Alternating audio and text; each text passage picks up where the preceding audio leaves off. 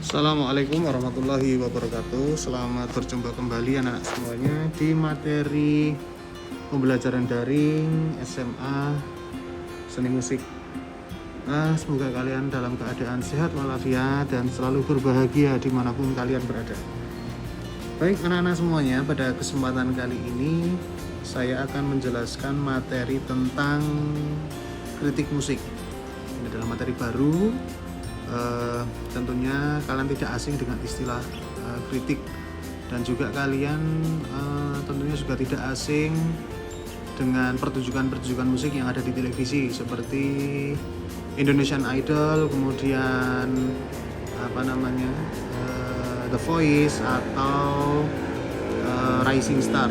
Nah, di situ ada penyanyi, kemudian ada penyaji musik, pemain musik, dan juga ada juri yang pada akhirnya di situ mereka memberikan sebuah kritikan atau masukan yang artinya itu memberikan poin yang positif supaya si penyaji atau si pemain musik bisa lebih baik dalam menyajikan musik ke depannya. Seperti itu. Kita akan kupas lebih dalam lagi seperti apa penjelasan tentang kritik musik.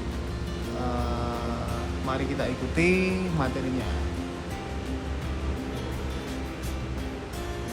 Baik, kritik itu berasal dari bahasa Yunani, artinya adalah krinein, yang artinya itu memisahkan atau merinci. Nah, sedangkan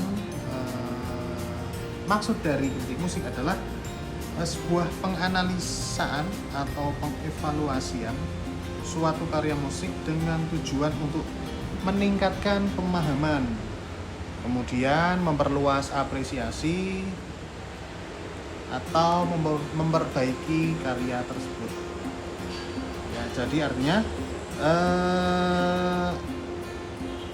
karya musik itu dianalisis kemudian dikaji ulang kembali supaya orang yang mendengarkan itu paham dengan apa yang disajikan, apa yang disampaikan, baik itu musik ataupun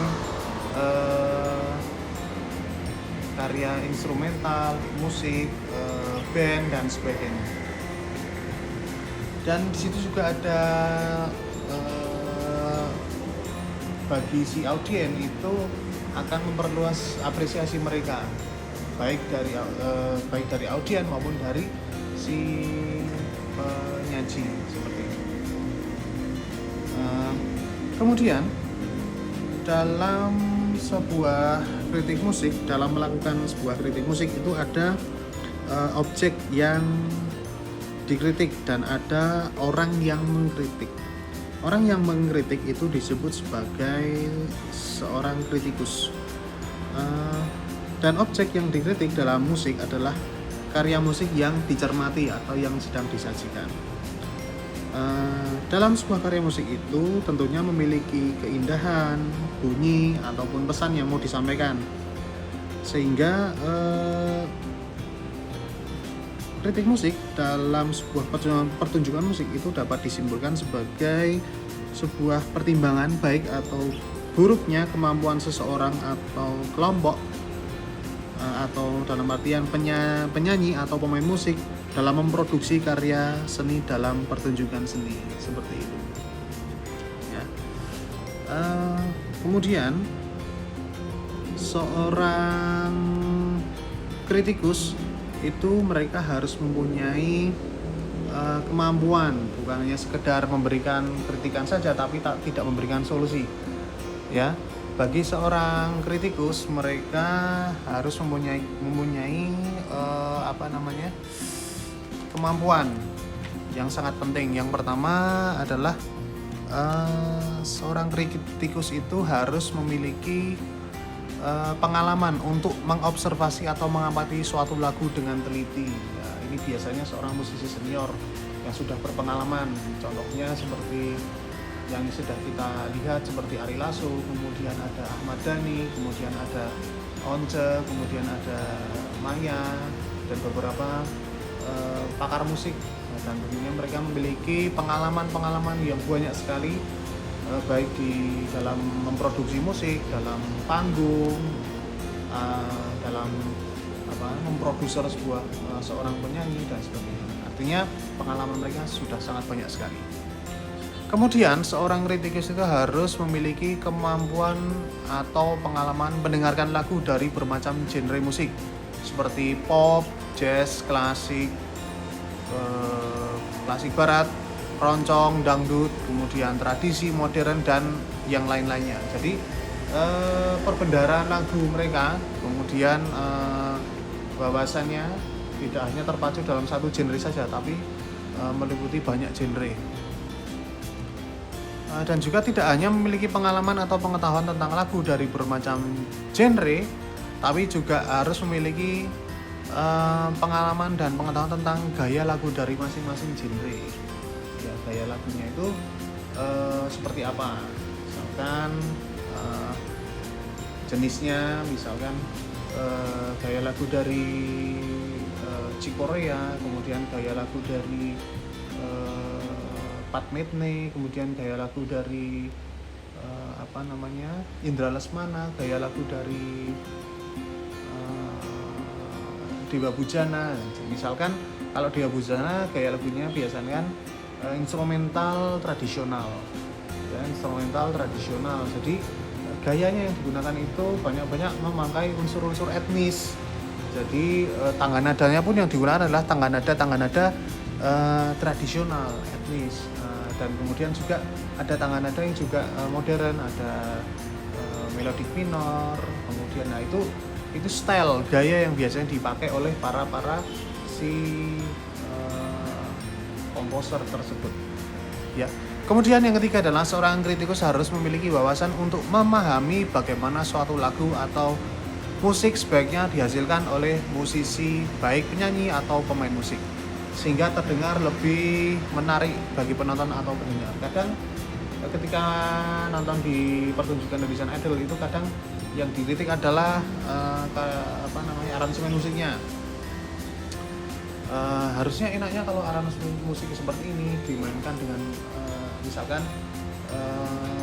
seorang penyanyi lagu cowok dinyanyikan lagu cewek, kemudian genrenya sama, misalkan rock, ketika juri memberikan masukan, ini baiknya dibawakan dengan aransemen musik orkestra, akan lebih pesannya lebih dapat dan lebih menarik lagi, sehingga audiens atau penonton itu akan mendapatkan suguhan yang baru, mendapatkan visualisasi pendengaran, baik visual ear pendengaran dari tampilan tersebut akan lebih menarik lagi, seperti itu. Kemudian kritik itu menjadi jembatan komunikasi antara seniman yang selalu dituntut oleh kreativitasnya dan pengamat yang sering mengalami hambatan dalam mengapresiasi karya seniman. Artinya kritik ini menjadi jembatan antara si penikmat dengan si seniman tersebut. Kritik musik ini juga memiliki beberapa fungsi. Ada beberapa fungsi yang artinya ini sebagai jembatan bagi si kritikus dan si penyaji. Yang pertama adalah